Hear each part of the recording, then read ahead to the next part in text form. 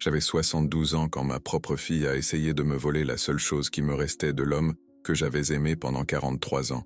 Un simple coup de téléphone, une phrase glaciale. Et soudain, toute ma vie s'est effondrée. Mais ce qu'elle ignorait, c'est que son père, mon Gérard, avait tout prévu. Avant de mourir, il m'avait confié une enveloppe scellée avec ces mots qui allaient changer ma vie. N'ouvre ceci que lorsqu'ils essaieront de te prendre quelque chose. Pendant 3 ans, j'ai gardé ce secret, supportant les humiliations, avalant les larmes, me taisant face au mépris, jusqu'à ce jour où j'ai dû choisir entre rester la vieille femme brisée qu'ils voulaient que je sois, ou me battre pour la vérité. Ce que vous allez entendre est l'histoire d'une trahison qui a déchiré une famille, d'un amour qui a survécu à la mort, d'un secret qui a tout changé, et d'une leçon que personne n'oubliera jamais. Parce que parfois, ceux qui nous font le plus de mal sont ceux que nous avons mis au monde. Et parfois, la justice vient de là où on l'attend le moins. Si cette histoire vous touche, abonnez-vous à la chaîne, laissez un like, et dites-moi en commentaire d'où vous nous écoutez. Votre soutien compte énormément. Maintenant, installez-vous confortablement, car ce que vous allez découvrir va vous bouleverser jusqu'à la dernière seconde. J'avais 72 ans ce matin glacial de février à Lyon, quand le téléphone a sonné. Je me souviens encore du bruit strident qui a déchiré le silence de mon appartement, ce silence que j'avais appris à apprivoiser depuis la mort de Gérard. Mes mains tremblaient en décrochant le combiné. C'était ma fille, Mathilde. Sa voix était froide, tranchante comme une lame de couteau qu'on enfonce lentement dans la chair. « Maman, nous partons demain. Ta maison de 7 est vendue. Au revoir. » Le monde s'est effondré autour de moi. Mes genoux ont lâché. Je me suis agrippé au bord de la table de la cuisine, celle en bois massif que Gérard avait achetée aux Puces de Saint-Ouen il y a 40 ans. Les mots de Mathilde résonnaient dans ma tête comme des coups de marteau. Vendu. Demain. Au revoir. 3 mots qui venaient d'anéantir ce qui me restait de dignité. Mon cœur battait si fort que j'entendais le sang cogner dans mes tempes. La bouche sèche, la gorge serrée, j'ai essayé de parler mais aucun son ne sortait. Comment ma propre fille pouvait-elle me faire ça? Comment pouvait-elle me voler le seul endroit au monde où je pouvais encore sentir l'odeur de Gérard, entendre sa voix dans le murmure des vagues, voir son sourire dans la lumière dorée du coucher de soleil sur la Méditerranée? J'ai fermé les yeux. J'ai respiré profondément en cherchant au fond de moi cette force que j'avais dû cultiver pendant toutes ces années d'humiliation silencieuse. Et puis, j'ai trouvé les mots. Ma voix tremblait, mais elle était là. « Tu as oublié quelque chose, Mathilde. » Un silence. Un long silence lourd de mépris. Puis elle a ri. Ce rire que je connaissais si bien. Ce rire qui m'avait accompagné lors de chaque repas de famille où j'étais relégué au bout de la table, lors de chaque anniversaire où mes cadeaux étaient ouverts en dernier, lors de chaque Noël où mes mots étaient interrompus par les conversations des autres. De quoi tu parles, maman? De tes vieux souvenirs? De tes histoires du passé dont plus personne ne veut t'entendre parler? Et là, quelque chose s'est brisé en moi. Quelque chose qui attendait ce moment depuis si longtemps. J'ai éclaté de rire. Un rire amer, un rire qui venait du plus profond de mes entrailles, là où s'étaient accumulées toutes les larmes que je n'avais jamais versées devant elle. Un rire qui disait « Tu crois avoir gagné, mais tu ne sais rien. La maison que tu viens de vendre, ma chérie, elle n'est pas à moi. Elle n'a jamais été à moi. » J'ai entendu sa respiration se bloquer à l'autre bout du fil. J'ai souri, seul dans ma cuisine, face à la fenêtre qui donnait sur les toits gris de Lyon, où les tuiles rouges brillaient sous la pluie fine de février. « Tu mens » a-t-elle sifflé entre ses dents. « Non, ma chérie, c'est toi qui t'es menti à toi-même pendant toutes ces années. » J'ai raccroché. Mes mains tremblaient encore, mais cette fois, ce n'était plus de peur. C'était d'une émotion que je n'avais pas ressentie depuis très longtemps. L'espoir d'une justice enfin rendue. J'ai traversé le couloir étroit de mon appartement, passant devant les photos accrochées au mur. Mathilde enfant, souriant avec ses dents de lait. Mathilde adolescente, les bras croisés, déjà ce regard distant. Mathilde adulte, à son mariage, où elle ne m'avait laissé prononcer aucun mot lors du discours. J'ai détourné les yeux. Dans la chambre, j'ai ouvert l'armoire en bois qui craquait à chaque mouvement. L'odeur de la lavande séchée m'a envahi. Derrière les piles de draps en lin blanc, ceux que j'avais brodés moi-même pendant les longues soirées d'hiver, se trouvait une boîte en métal. Une boîte rouillée que je n'avais pas ouverte depuis la mort de Gérard. Mes doigts ont effleuré le couvercle froid. À l'intérieur, il y avait l'enveloppe. Cette enveloppe que Gérard m'avait remise lors de sa dernière nuit à l'hôpital Édouard Herriot, quand la morphine ne suffisait plus à calmer la douleur, quand ses yeux bleus étaient devenus presque transparents. Je me souviens de cette nuit comme si c'était hier. Les néons blancs de l'hôpital, l'odeur de désinfectant mélangée à celle de la mort qui approchait, le bip régulier des machines qui surveillaient son cœur épuisé. Il avait serré mes mains dans les siennes, des mains qui avaient construit notre maison de cette pierre par pierre, des mains qui m'avaient tenu pendant 43 ans de mariage. « Écoute-moi bien, Elisabeth », avait-il murmuré d'une voix rauque. « Cette enveloppe, tu ne l'ouvriras que lorsqu'ils essaieront de te prendre ce qui t'appartient. Pas avant. Tu m'entends? Pas avant. » Ses doigts tremblaient en me tendant l'enveloppe cachetée à la cire rouge. Une cire d'un rouge profond, comme du sang séché. « Promets-le-moi, Elisabeth. »« Je te le promets, Gérard. » Il avait souri, puis ses yeux s'étaient fermés. 3 heures plus tard, il était parti.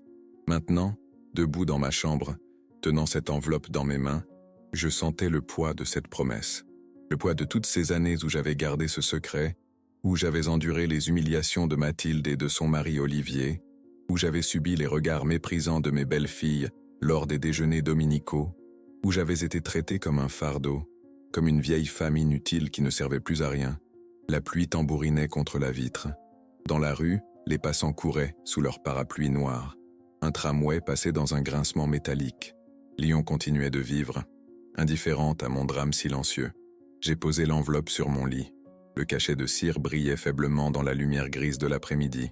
Je ne l'ai pas ouverte. Pas encore. Parce que j'avais besoin de me souvenir d'abord. De me souvenir de tout ce qui m'avait mené jusqu'à ce moment précis. Je me suis assise sur le bord du lit, mes doigts caressant le papier jauni, et les souvenirs ont déferlé sur moi comme les vagues qui venaient en frapper les rochers de Sète. Ces vagues que Gérard et moi regardions ensemble chaque soir d'été, assis sur la terrasse de notre maison. Cette maison que Mathilde venait de vendre sans même me demander mon avis. Cette maison qui n'était pas la mienne. Cette maison dont personne ne connaissait le véritable propriétaire. Cette maison qui allait tout changer. Je me suis allongé sur le lit, l'enveloppe serrée contre ma poitrine et j'ai pleuré. J'ai pleuré pour toutes les fois où j'avais ravalé mes larmes. Pour toutes les fois où j'avais souri alors que mon cœur saignait. Pour toutes les fois où j'avais dit oui alors que je voulais hurler non. J'ai pleuré jusqu'à ce que mes yeux soient gonflés, jusqu'à ce que ma gorge soit sèche, jusqu'à ce qu'il ne reste plus une seule larme en moi. Et puis, dans le silence de ma chambre, j'ai entendu la voix de Gérard. Pas une vraie voix, bien sûr, mais sa voix dans mon cœur. Cette voix qui m'avait guidé pendant toutes ces années. Courage, mon amour. Le moment est venu. Le moment de la vérité. J'ai fermé les yeux. Demain, je saurai. Demain, je découvrirai ce que Gérard avait voulu me dire. Demain, tout changerait. Mais ce soir, je n'étais qu'une vieille femme de 72 ans, seule dans son appartement de Lyon, tenant contre son cœur une enveloppe qui contenait peut-être sa dernière chance de justice, sa dernière chance de dignité. Le téléphone a sonné à nouveau. C'était Mathilde. Je n'ai pas décroché. Qu'elle attende, qu'elle s'inquiète, qu'elle se demande ce que je sais. Pour la première fois depuis des années, c'était elle qui avait peur. Et moi, pour la première fois, j'étais celle qui détenait le pouvoir.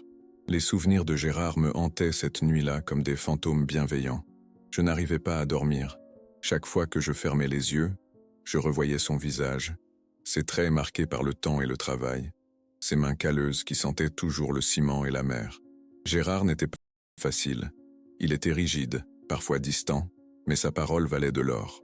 Quand il promettait quelque chose, il le faisait. Toujours. Nous avions construit notre vie ensemble, pierre par pierre, comme on construit une maison. Et justement, cette maison de Sète, c'était notre œuvre commune. Je me souviens encore du jour où nous l'avions achetée. C'était en 1982, un été torride où le Mistral soufflait si fort qu'on avait du mal à garder nos chapeaux sur la tête. La maison était une ruine à l'époque, avec des murs fissurés et des volets qui pendaient, comme des bras cassés. Mais Gérard avait vu quelque chose que personne d'autre ne voyait. Il avait vu notre avenir. « Tu vois, Elisabeth ?» avait-il dit en me tenant la main devant cette bâtisse délabrée. « Ici nous serons heureux. Ici, nous vieillirons ensemble, face à la mer. » Et il avait tenu parole. Pendant des années, chaque week-end, chaque vacances, nous prenions la route de Lyon à Sète. 6 heures de trajet dans notre vieille Peugeot 504 blanche qui sentait l'essence et le tabac brun que Gérard roulait lui-même. Nous écoutions France Inter à la radio, et je préparais des sandwichs au jambon et au beurre que nous mangions sur les aires d'autoroute, assis sur le capot encore chaud de la voiture. À Sète, Gérard travaillait du matin au soir. Il refaisait la toiture sous le soleil brûlant du Languedoc, réparait les murs pierre par pierre, posait les carreaux de la cuisine avec une précision d'horloger. Moi, je nettoyais, je peignais, je plantais des lavandes et des romarins dans le petit jardin qui donnait sur la mer. Les fenêtres, ces grandes fenêtres que Gérard avait installées lui-même, ouvraient sur le bleu infini de la Méditerranée. Certains matins, on pouvait voir les chalutiers partir à l'aube, leur lumière clignotant dans la brume marine. L'odeur du poisson frais montait du port et se mêlait au parfum du thym sauvage qui poussait entre les rochers.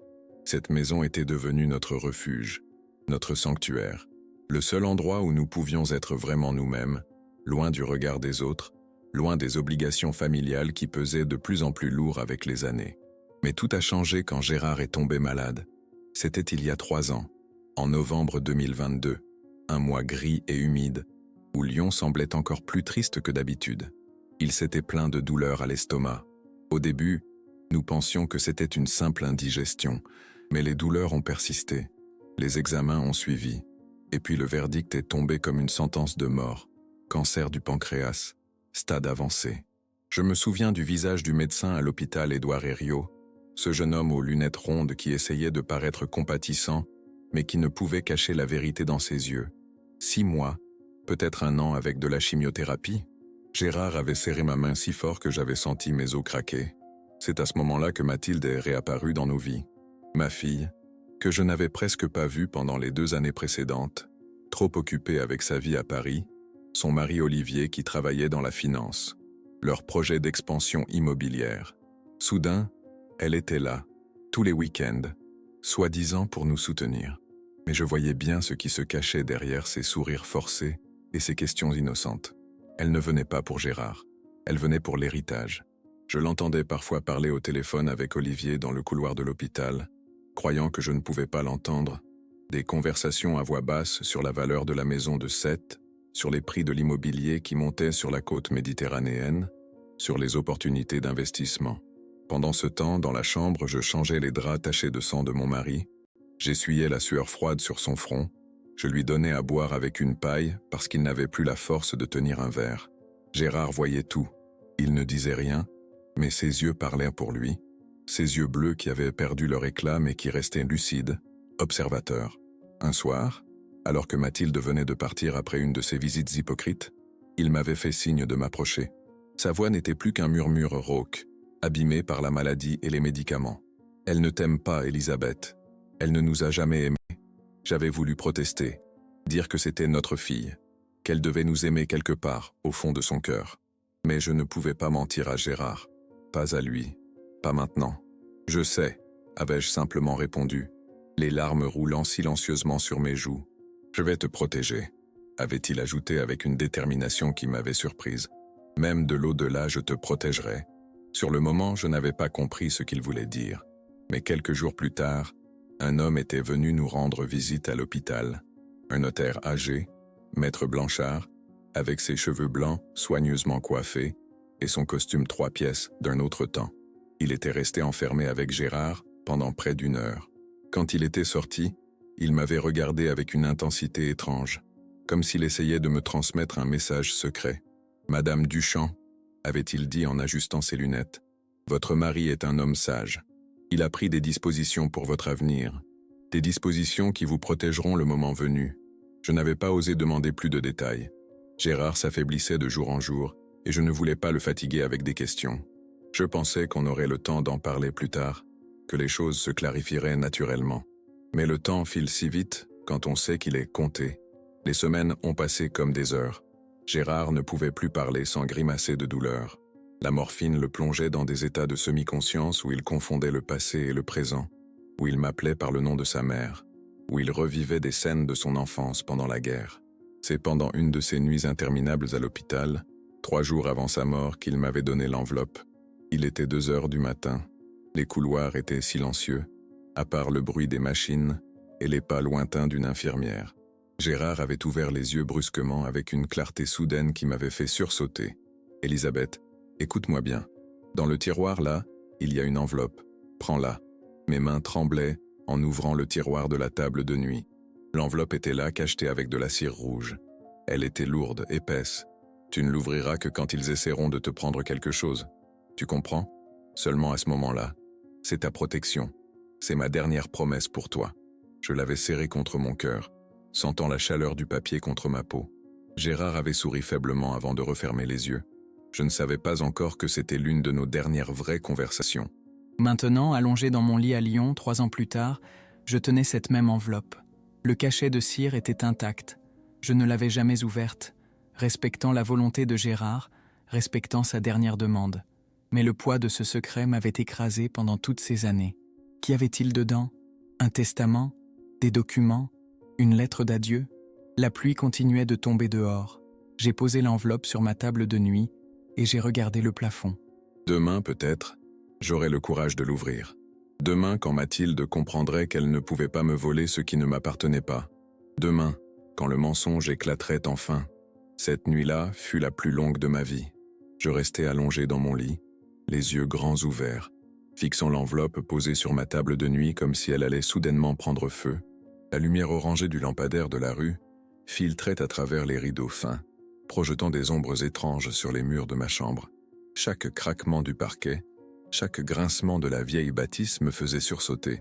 Vers 4 heures du matin, n'en pouvant plus de cette torture mentale, je me suis levé.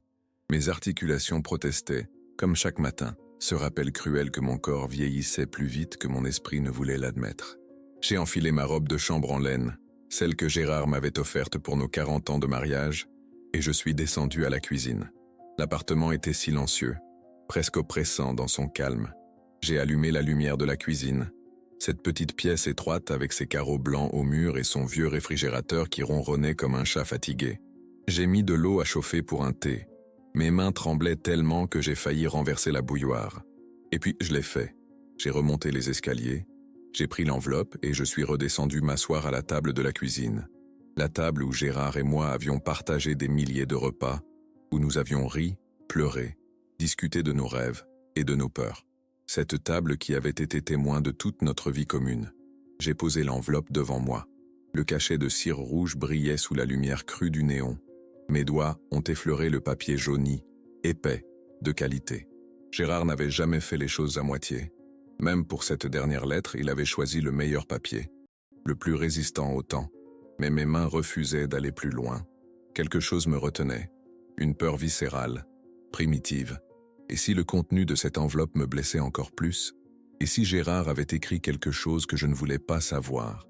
Et si la vérité était pire que l'incertitude? J'ai reposé l'enveloppe et j'ai bu mon thé à petites gorgées. Le liquide chaud m'a brûlé la langue, mais cette douleur physique était presque réconfortante. Elle me rappelait que j'étais encore vivante, encore capable de ressentir. Mon esprit vagabondait, revenant sans cesse à cette phrase mystérieuse que Maître Blanchard, le notaire, m'avait dite à l'hôpital. Je revoyais son visage grave, ses yeux gris acier derrière ses lunettes à monture dorée. Il sentait l'eau de Cologne à l'ancienne et le papier poussiéreux des vieux dossiers. Madame Duchamp, ce document peut changer le cours de tout. Mais attention, chaque choix a un prix. Qu'avait-il voulu dire exactement? Quel document? Quel choix? Et surtout, quel prix devrais-je payer? Ces questions tournaient dans ma tête comme un manège infernal. Je me sentais perdu, désorienté, comme une vieille femme qu'on aurait abandonnée au milieu d'une forêt obscure sans carte ni boussole. Le ciel commençait à pâlir derrière la fenêtre. Lyon s'éveillait lentement. J'entendais les premiers tramways qui passaient dans la rue, le bruit sourd des camions de livraison, les voix lointaines des boulangers qui ouvraient leurs boutiques. La vie continuait, indifférente à mon drame personnel. J'ai regardé autour de moi, observant ma cuisine comme si je la voyais pour la première fois. Les tasses dépareillées accrochées au mur, souvenirs de nos voyages à travers la France. Celle de Strasbourg avec sa cathédrale, celle de Marseille avec son vieux port, celle de Rouen avec ses colombages. Chacune racontait une histoire, un moment de bonheur partagé avec Gérard. Sur le réfrigérateur, des photos retenues par des aimants. Mathilde enfant avec ses couettes blondes et son sourire édenté. Mathilde adolescente, déjà ce regard distant qui me glaçait le sang. Et puis cette photo de son mariage avec Olivier, où elle m'avait à peine adressé la parole, trop occupée à jouer la parfaite mariée devant ses beaux-parents fortunés. Je me souvenais de ce jour avec une clarté douloureuse. C'était à Paris, dans un hôtel particulier du 16e arrondissement que les parents d'Olivier avaient loué pour l'occasion. Tout était luxueux, clinquant, froid. Les invités parlaient de leurs investissements, de leurs propriétés à Deauville ou à Saint-Tropez, de leurs enfants dans les grandes écoles. Gérard et moi étions assis à une table au fond de la salle, avec les oncles et tantes qu'on présente par obligation, mais qu'on cache un peu. Mathilde avait fait son discours de remerciement sans même nous regarder.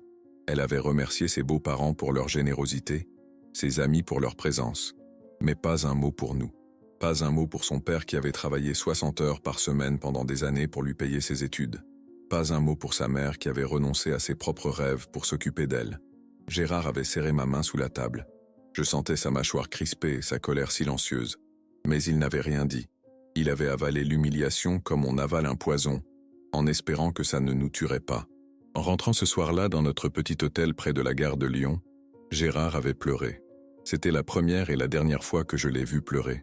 Il s'était effondré sur le lit, ses épaules secouées de sanglots, et il avait murmuré « Où est-ce qu'on a échoué, Elisabeth? Qu'est-ce qu'on a fait de mal ?» Je n'avais pas de réponse. Je m'étais allongé à côté de lui, et nous étions restés comme ça, dans le noir, écoutant les bruits de la ville à travers la fenêtre ouverte. Deux vieux parents blessés par leur propre enfant. Maintenant, assise à ma table de cuisine, tenant cette enveloppe qui contenait peut-être des réponses, je me posais les mêmes questions. Où avions-nous échoué? À quel moment Mathilde était-elle devenue cette femme froide, calculatrice, capable de vendre la maison de ses parents sans même les prévenir? J'ai repensé au notaire, à ses paroles énigmatiques. Chaque choix a un prix. Si j'ouvrais cette enveloppe, si je découvrais la vérité que Gérard avait voulu me cacher jusqu'à ce moment précis, quel prix devrais-je payer? Perdre définitivement ma fille? La voir me haïr encore plus qu'elle ne me haïssait déjà?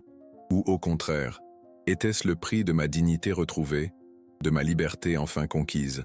Le soleil se levait maintenant, pâle et froid, typique de ces matins de février lyonnais, où le ciel reste gris toute la journée. J'ai regardé l'horloge murale. 7 heures. Dans quelques heures, Mathilde appellerait sûrement, ou pire, elle débarquerait chez moi avec Olivier et leurs papiers à signer, leurs documents de vente, leurs mensonges bien ficelés. J'ai pris l'enveloppe dans mes mains. Mon cœur battait si fort que j'entendais le sang cogner dans mes oreilles. Mes doigts ont cherché le bord du cachet de cire. Il aurait suffi d'un geste, d'une petite pression, pour briser ce sceau et découvrir enfin ce que Gérard avait voulu me dire. Mais je ne l'ai pas fait. Pas encore. Parce qu'une part de moi avait peur. Peur de la vérité, peur du changement, peur de perdre les dernières illusions qui me restaient sur ma vie, sur ma famille, sur tout ce en quoi j'avais cru pendant 72 ans. J'ai reposé l'enveloppe sur la table et je me suis levé pour me préparer un café. Un vrai café fort, comme Gérard les aimait. Et pendant que le liquide noir coulait dans la tasse, je me suis promis quelque chose.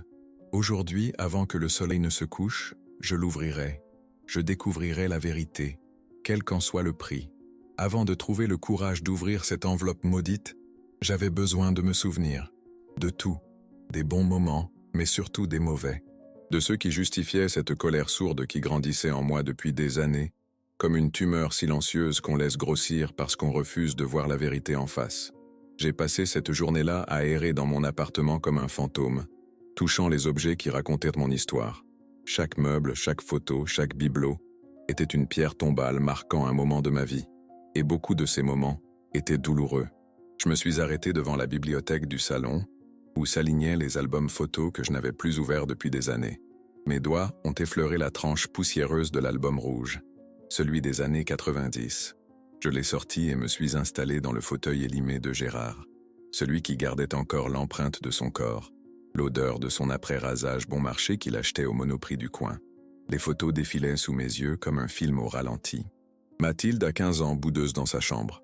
Mathilde a 18 ans, partant pour ses études à Paris sans se retourner. Mathilde a 25 ans, nous annonçant froidement qu'elle avait rencontré Olivier et qu'ils allèrent se marier. Je revoyais son visage ce jour-là, dans ce café chic des Champs-Élysées où elle nous avait donné rendez-vous. Elle nous avait regardés comme on regarde des mendiants à qui on fait l'aumône par obligation morale. Les parents, je voulais vous dire que je me marie dans 6 mois. La famille d'Olivier organise tout. Vous n'aurez qu'à venir le jour J. Pas de joie dans sa voix, pas d'excitation. Juste cette annonce sèche, factuelle, comme si elle nous informait d'un changement d'adresse administrative. Gérard avait essayé de prendre sa main, mais elle l'avait retirée avec un geste agacé. « Papa, s'il te plaît, on n'est plus des enfants. » Les larmes me montaient aux yeux en revoyant ces images.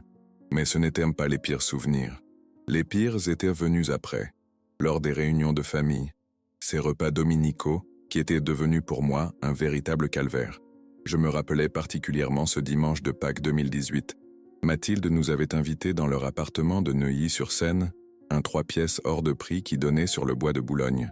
Nous étions arrivés avec des chocolats pour notre petite fille Louise, alors âgée de 8 ans. Mathilde avait à peine regardé notre cadeau avant de le poser sur une console encombrée. Les beaux-parents d'Olivier étaient là aussi. Monsieur et Madame Mercier, lui ancien directeur d'une grande banque, elle présidente d'une association caritative très sélecte. Ils nous avaient salués avec ce sourire condescendant des gens qui se croient supérieurs, ce sourire qui dit « Nous sommes polis, mais vous n'êtes pas de notre monde ». Le repas avait été une humiliation continue. On nous avait placés au bout de la table, près de la cuisine. Les conversations tournaient autour de sujets que nous ne connaissions pas. Les écoles privées parisiennes, les vacances au Cap Ferret, les investissements en bourse. Quand Gérard avait tenté de parler de notre maison de 7, de nos projets de rénovation, Mathilde l'avait coupé sèchement. « Papa, personne ne s'intéresse à ces histoires. » Le silence qui avait suivi était assourdissant. Gérard avait baissé les yeux sur son assiette. J'avais vu ses mains trembler légèrement. Mon cœur s'était brisé en 1000 morceaux. Plus tard, j'avais voulu aider à débarrasser la table. C'était naturel pour moi, cette envie de me rendre utile. Mais la belle-mère d'Olivier, cette femme aux cheveux teints en blond platine et aux ongles vernis de rouge sang, m'avait arrêté d'un geste. « Non, non, Madame Duchamp. Laissez. La femme de ménage s'en occupera demain. Vous n'êtes pas habituée à notre vaisselle de Limoges. Ce serait dommage de la casser. » Le message était clair. Vous êtes des pauvres, des gens simples, des rustres qui risqueraient d'abîmer les belles choses. Mathilde n'avait rien dit. Elle avait simplement détourné le regard, gênée peut-être, mais pas assez pour défendre sa propre mère. En rentrant ce soir-là dans le TGV, j'avais pleuré tout le long du trajet. Gérard me tenait la main en silence. Il n'y avait rien à dire.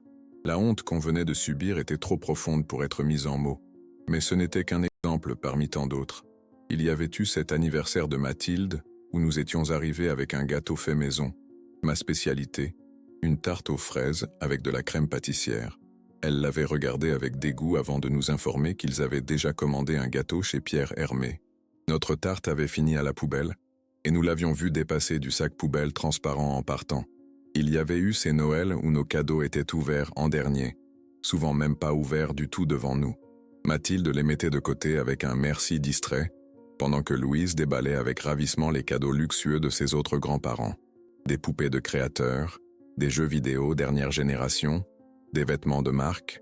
Nos modestes présents, un puzzle fait main, un livre illustré, une écharpe que j'avais tricotée pendant des semaines, paraissaient dérisoires, pathétiques même.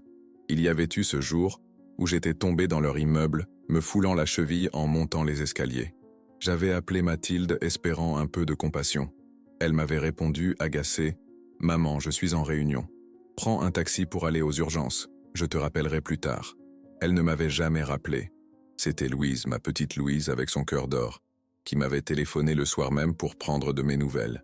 Cet enfant de 10 ans avait plus d'humanité que ma propre fille. Et puis, il y avait eu ce moment terrible, cet instant qui m'avait définitivement ouvert les yeux sur la vraie nature de Mathilde. C'était il y a 2 ans, pendant l'été 2023. Gérard était mort depuis quelques mois seulement.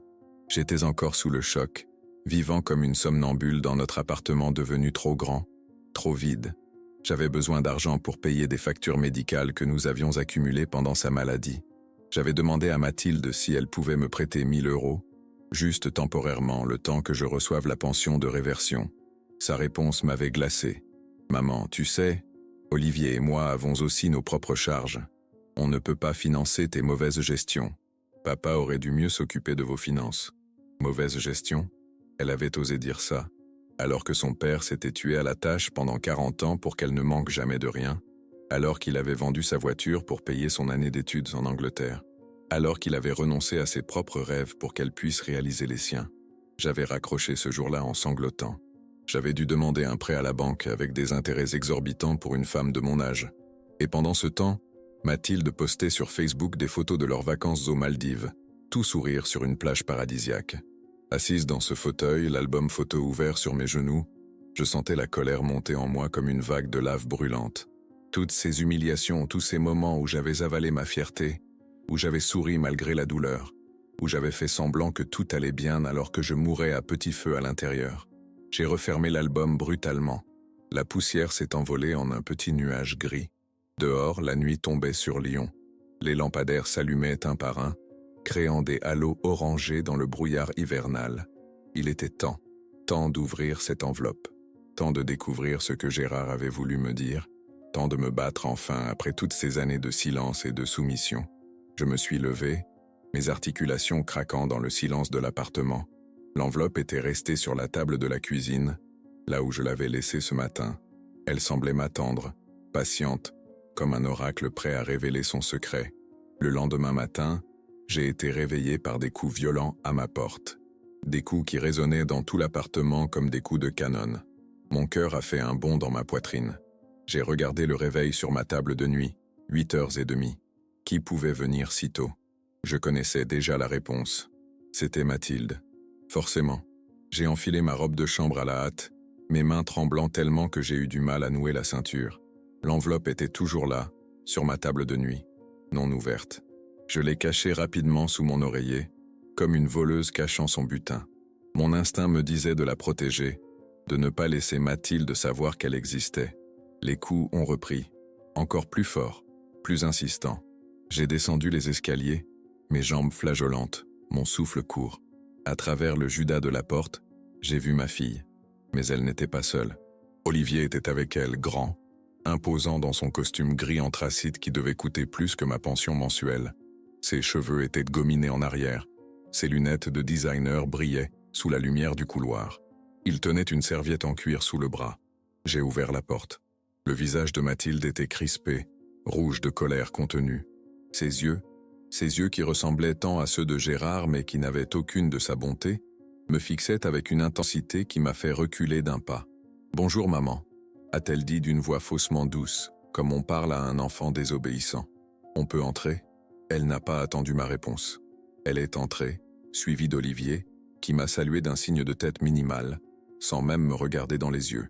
Ils se sont dirigés directement vers la cuisine comme s'ils étaient chez eux. J'ai senti mon estomac se nouer. « Vous voulez un café ?»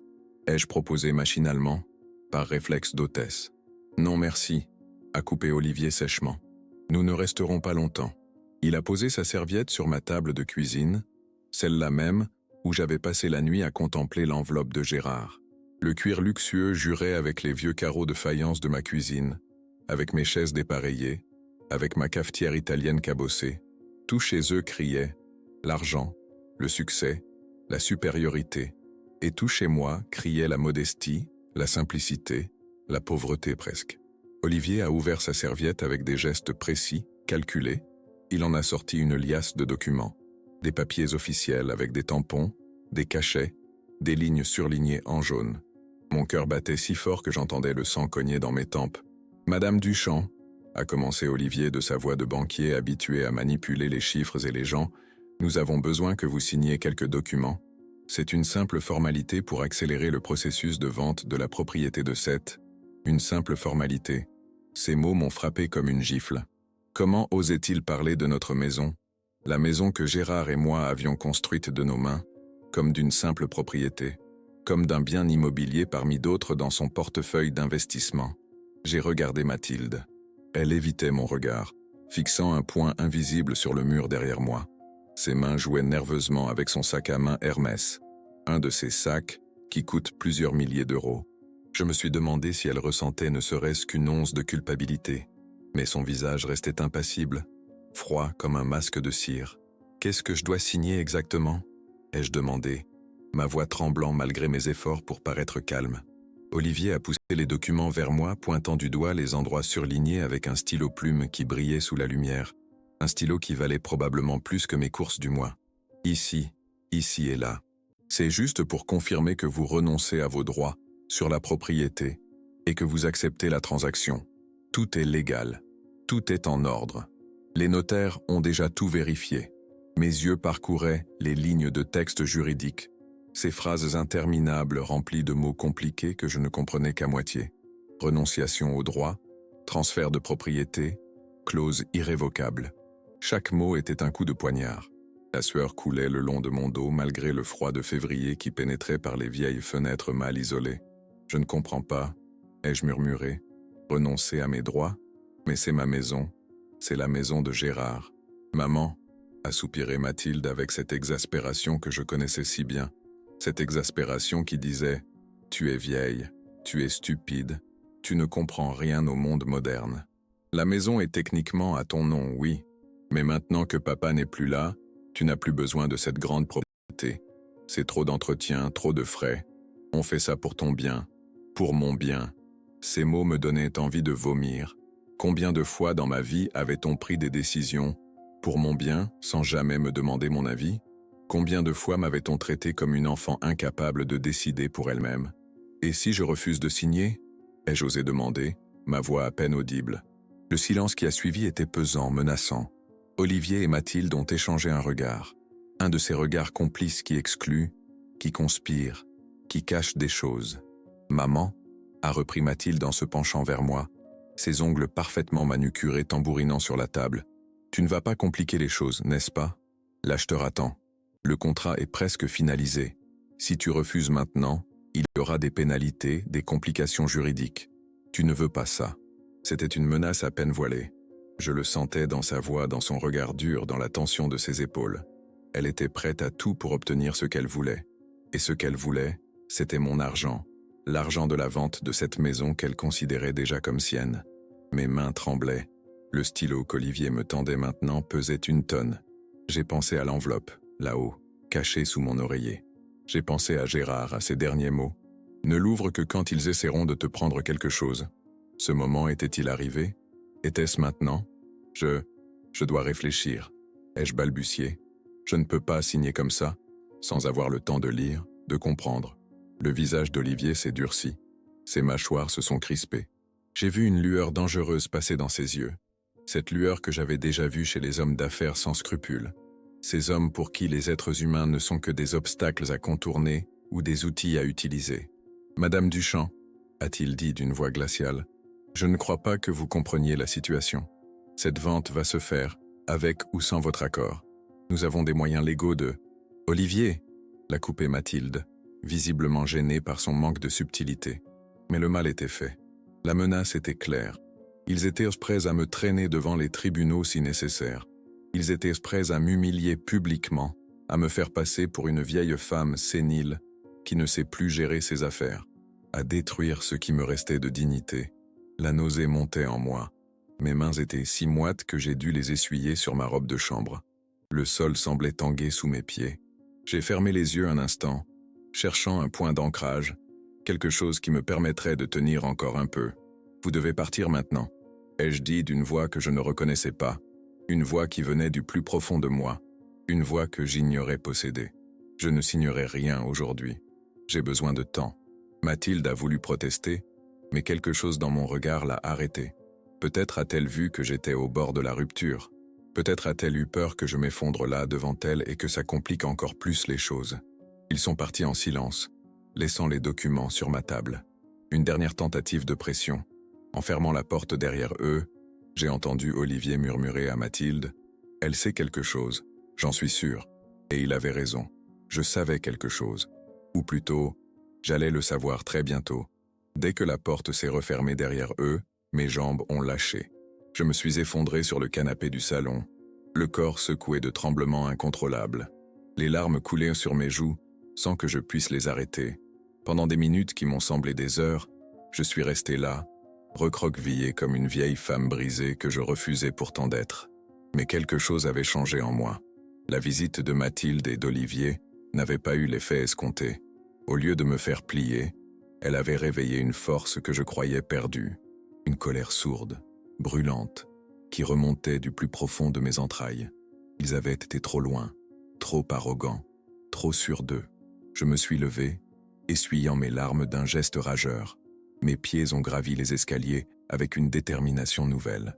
Dans ma chambre, j'ai soulevé l'oreiller et saisi l'enveloppe. Cette fois, il n'y aurait plus d'hésitation. Cette fois, j'allais découvrir ce que Gérard avait voulu me dire. Je me suis assise sur le bord du lit, l'enveloppe tremblant dans mes mains. La lumière pâle de cette fin de matinée d'hiver filtrait à travers les rideaux. projetant des ombres dansantes sur les murs. Mon cœur battait si fort que je l'entendais résonner dans ma poitrine, comme un tambour annonçant une bataille imminente. J'ai glissé mon doigt sous le cachet de cire rouge. Il a cédé avec un petit craquement sec qui a résonné dans le silence de la chambre comme un coup de feu. À l'intérieur, il y avait plusieurs feuilles de papier pliées avec soin. La première était une lettre manuscrite, écrite de la main tremblante de Gérard. Je reconnaissais son écriture, ses lettres un peu penchées, ces mots qu'il formait avec application, lui qui n'avait jamais été très à l'aise avec l'écrit. Mes yeux se sont embués avant même que je commence à lire, mais j'ai cligné pour chasser les larmes. Je devais voir, je devais savoir. Ma chère Elisabeth, si tu lis ces mots, c'est que je ne suis plus de ce monde. C'est que le moment que je redoutais est arrivé. Le moment où ils essaieront de te prendre ce qui nous appartient. Je t'ai menti, mon amour.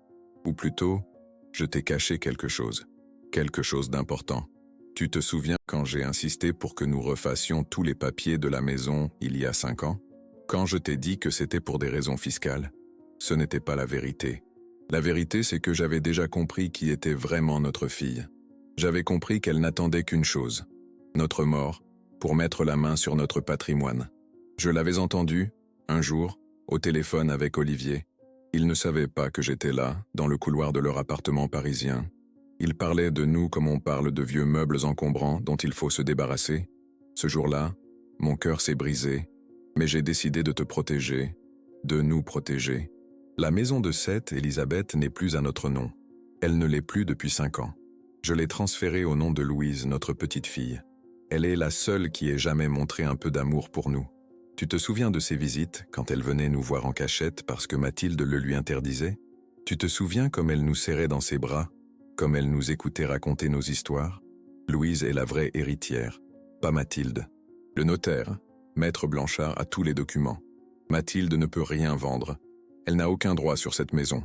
Tout ce qu'elle a fait ces derniers jours est illégal. Je sais que cette révélation va te choquer. Je sais que tu vas peut-être m'en vouloir de t'avoir caché cela. Mais je voulais te protéger du poids de ce secret tant que ce n'était pas nécessaire. Je voulais que tu puisses encore espérer peut-être que notre fille changerait un jour.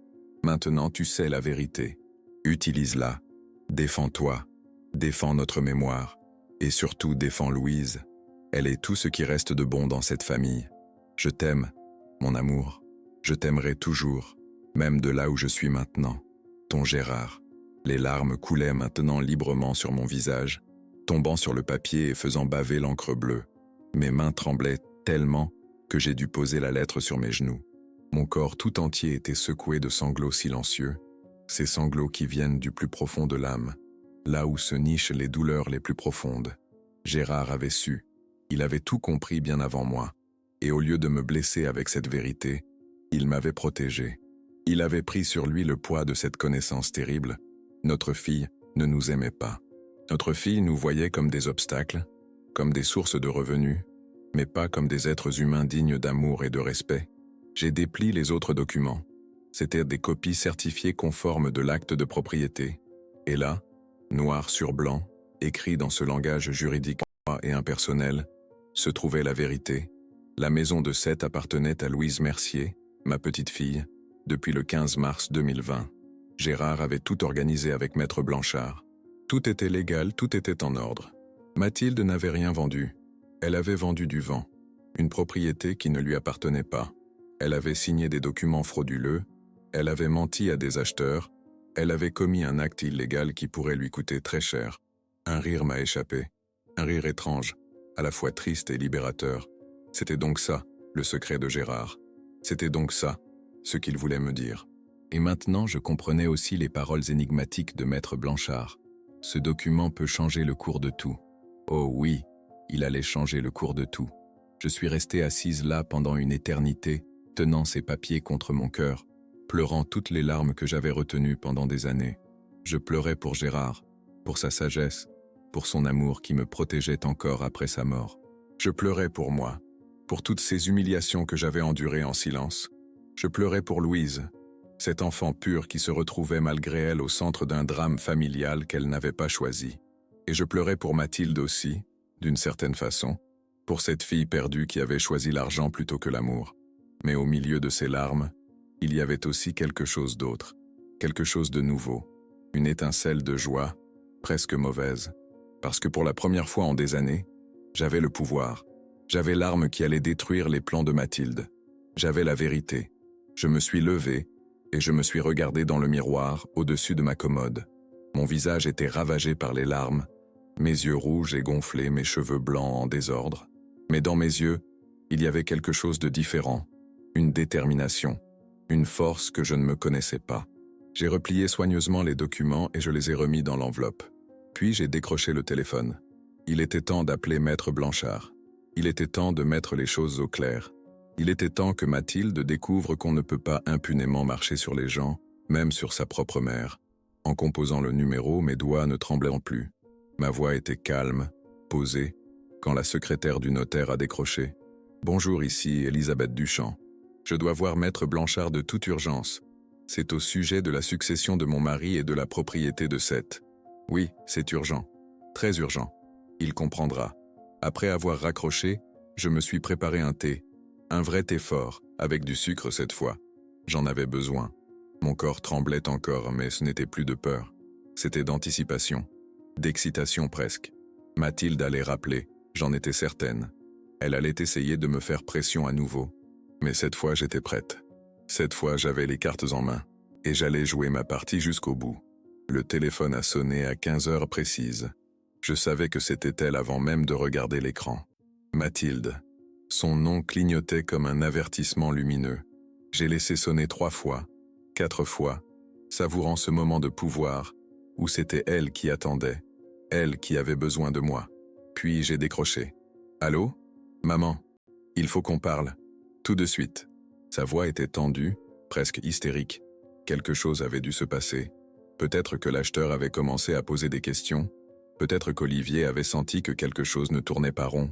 Je suis restée silencieuse, la laissant mariner dans son anxiété. « Maman, tu m'écoutes ? Je t'écoute, Mathilde. Qu'est-ce que tu as fait ?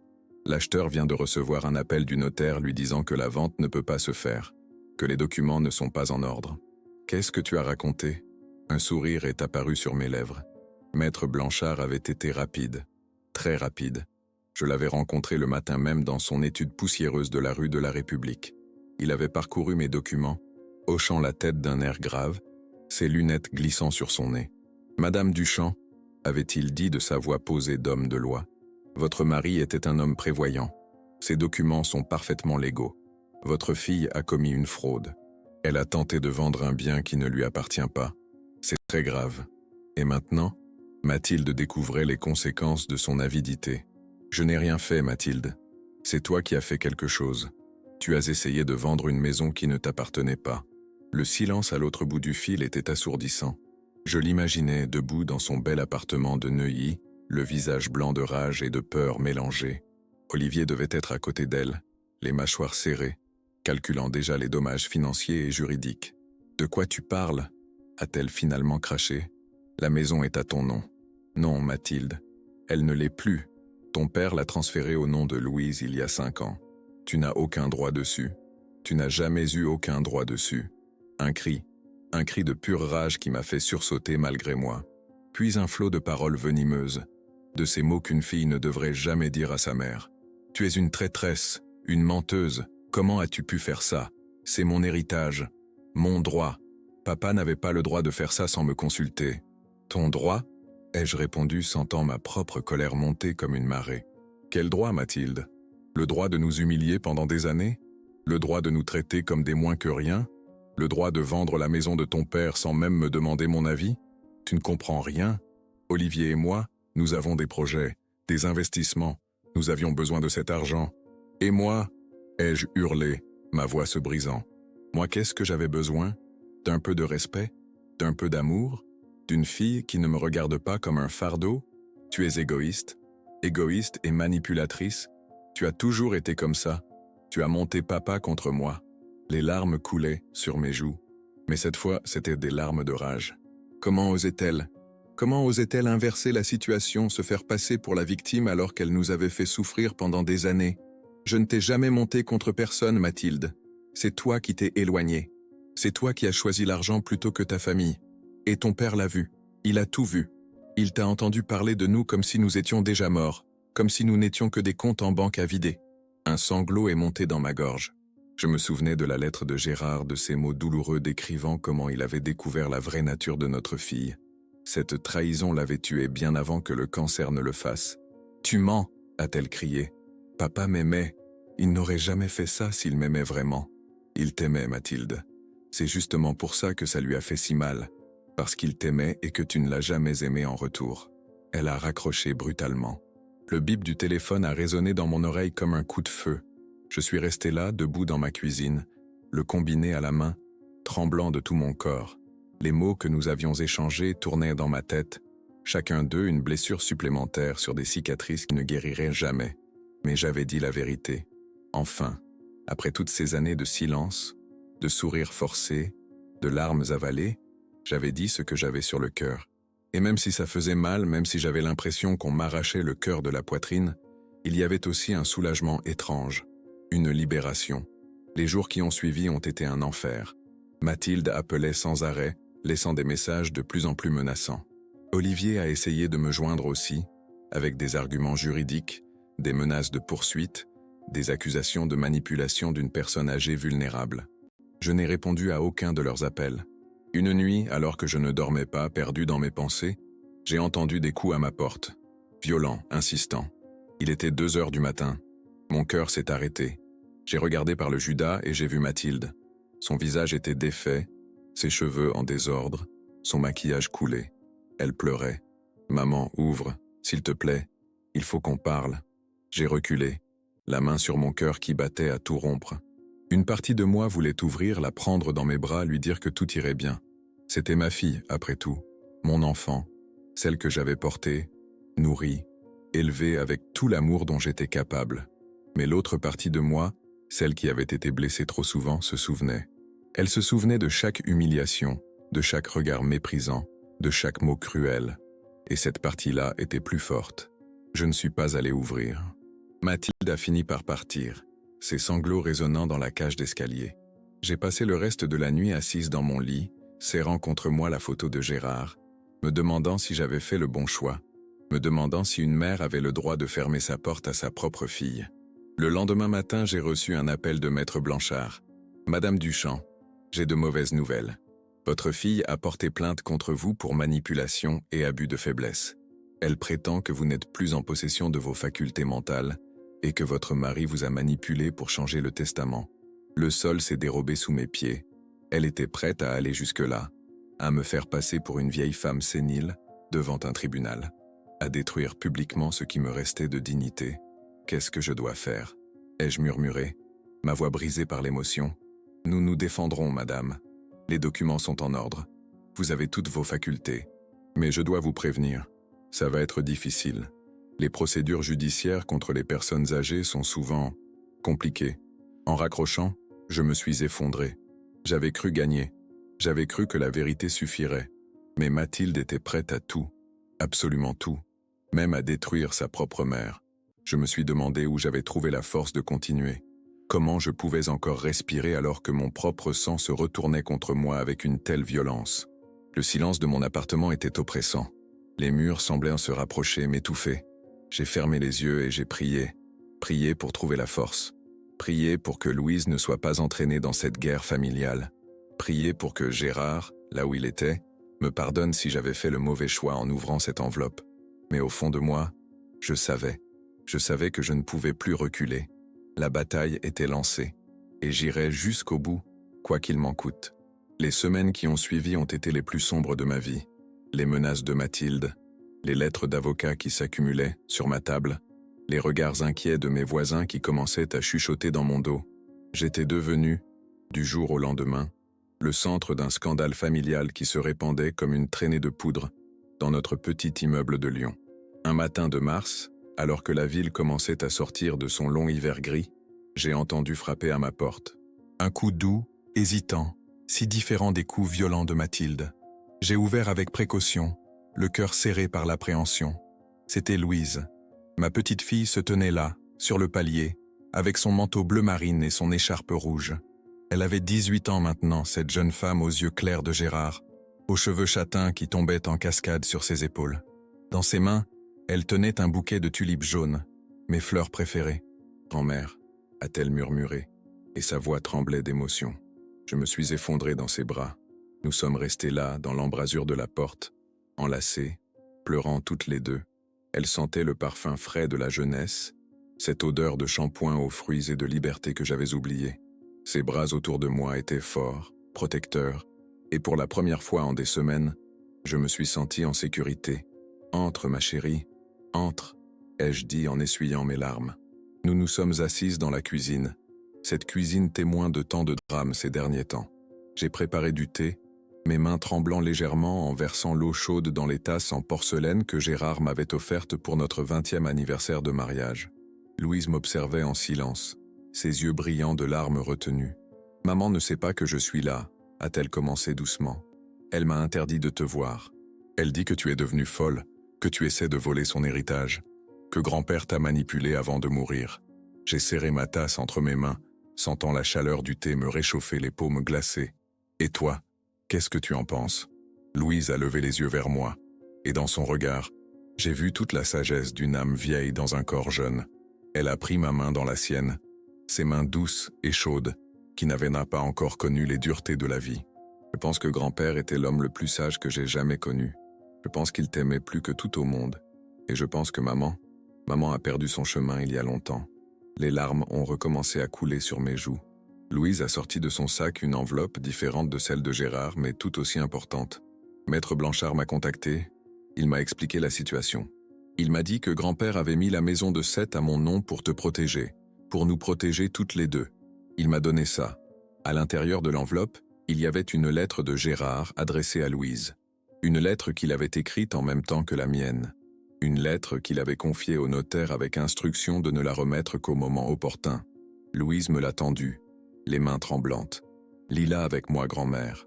J'ai besoin de toi. » Nous avons lu ensemble, nos têtes penchées l'une vers l'autre, nos larmes tombant sur le papier et se mélangeant. Gérard expliquait à Louise pourquoi il avait pris cette décision. Il lui parlait de l'importance de protéger ceux qu'on aime, de la différence entre la famille de sang et la famille de cœur. Il lui demandait de prendre soin de moi, sa vieille grand-mère qui avait donné toute sa vie pour sa famille, sans jamais rien demander en retour. « Ma chère Louise, écrivait-il de sa main maladroite, tu es ce qu'il y a de plus pur dans cette famille. Ne laisse jamais personne t'enlever cette bonté qui fait de toi une lumière dans ce monde parfois si sombre. La maison de Seth t'appartient maintenant. Fais-en ce que tu veux. Mais je te demande une chose. Veille sur ta grand-mère. Elle a besoin de toi plus qu'elle ne l'admettra jamais. » Louise pleurait maintenant ouvertement, sans retenue. Ses épaules secouées de sanglots. Je l'ai prise dans mes bras, caressant ses cheveux comme je le faisais quand elle était petite, quand elle venait nous rendre visite en cachette, échappant à la surveillance sévère de Mathilde. « Je ne veux pas de cette maison si elle doit nous séparer », a-t-elle sanglote contre mon épaule. « Je ne veux pas être riche si ça veut dire perdre maman, ou te perdre toi, ou perdre ce qui reste de notre famille. »« Ah chérie », ai-je murmuré en embrassant le sommet de sa tête, « cette maison, c'est plus que des murs et un toit. C'est le rêve de ton grand-père. C'est l'endroit où nous avons été heureux. C'est notre histoire. Et ton grand-père voulait que tu la préserves, que tu la protèges, parce qu'il savait que toi, tu comprendrais ce que ça représentait vraiment. Nous sommes restés enlacés pendant ce qui m'a semblé être une éternité. 2 générations de femmes liées par l'amour d'un homme qui n'était plus là, mais dont la présence se faisait encore sentir dans chaque mot, dans chaque geste. « Qu'est-ce que je dois faire, grand-mère » a finalement demandé Louise en s'écartant pour me regarder dans les yeux. « Tu dois suivre ton cœur, ma chérie. Mais sache que quoi que tu décides, je serai toujours fier de toi. » Louise a essuyé ses larmes et a souri. Un sourire tremblant mais déterminé. « J'ai déjà décidé. J'ai rencontré Maître Blanchard hier. Je vais garder la maison, mais je veux que tu y vives, grand-mère. C'est ta maison autant que la mienne. Plus même. Et un jour, quand j'aurai ma propre famille, j'espère que tu seras là pour la voir grandir dans cet endroit que vous avez construit avec tant d'amour. » Mon cœur s'est gonflé d'une émotion si forte que j'ai cru qu'il allait exploser. Cet enfant, cette merveilleuse enfant, comprenait. Elle comprenait ce que Gérard avait voulu dire, ce qu'il avait essayé de préserver. Les mois qui ont suivi n'ont pas été faciles. Mathilde a maintenu sa plainte, mais elle n'avait aucune chance de gagner. Les documents étaient clairs, légaux, incontestables. Maître Blanchard s'est battu pour moi avec la férocité d'un vieux lion défendant son territoire. Et Louise est venue témoigner devant le juge, racontant avec simplicité et honnêteté pourquoi son grand-père avait fait ce choix. J'ai vu Mathilde au tribunal. Elle était assise de l'autre côté de la salle, entourée de ses avocats en costume sombre. Nos regards se sont croisés un instant. Dans ses yeux, j'ai vu de la haine, oui, mais aussi quelque chose d'autre. Quelque chose qui ressemblait presque à du regret. Mais c'était trop tard. Trop de ponts avaient été brûlés. Trop de mots cruels avaient été prononcés. Le juge a rejeté sa plainte.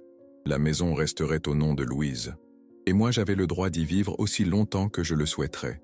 En sortant du tribunal ce jour-là, Louise m'a pris le bras et nous avons marché ensemble dans les rues de Lyon. Le printemps était là, timide, mais présent. Les arbres commençaient à bourgeonner. Les terrasses des cafés se remplissaient de gens heureux de retrouver le soleil. « Tu sais ce que m'a appris grand-père » a dit Louise, en serrant mon bras. « Il m'a appris que la vraie richesse, ce n'est pas l'argent ou les propriétés. C'est l'amour qu'on donne et qu'on reçoit.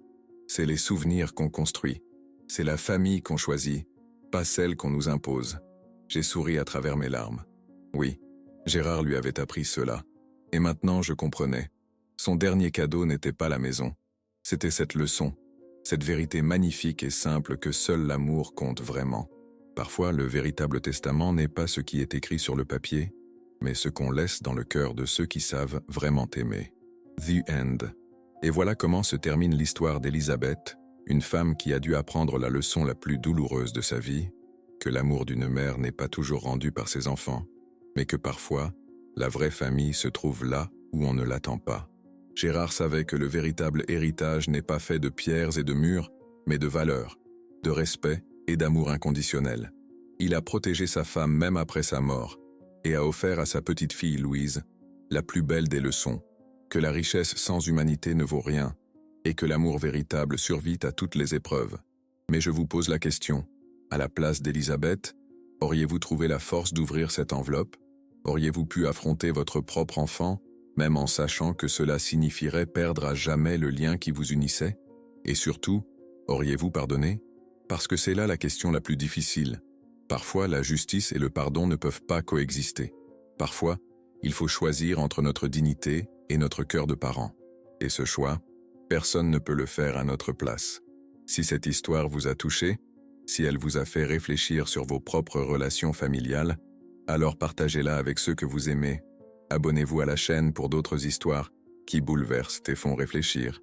Laissez un like et dites-moi en commentaire ce que vous auriez fait à la place d'Elisabeth. Auriez-vous ouvert l'enveloppe? Auriez-vous pardonné à Mathilde? Votre avis compte énormément.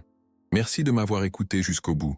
Et n'oubliez jamais, le véritable testament n'est pas ce qu'on laisse sur le papier, mais ce qu'on grave dans le cœur de ceux qui savent vraiment aimer.